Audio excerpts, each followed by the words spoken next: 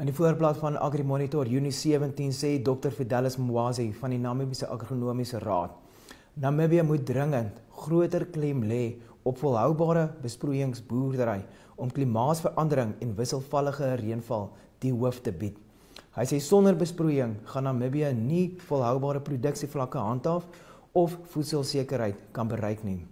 Hy sê besproeiing is nie meer 'n keuse nie, maar dit is noodsaaklikheid.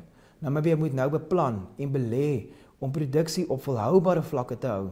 Reën alleen gaan nie meer werk nie.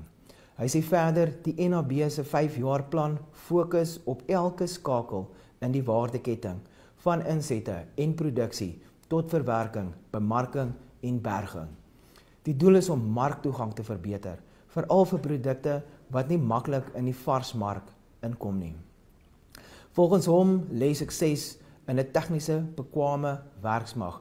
Jong gegradueerdes sal praktiese ondervinding op strategiese plase opdoen, sodat hulle later as landboukundiges, voorligters en konsultante reg oor die land kan help.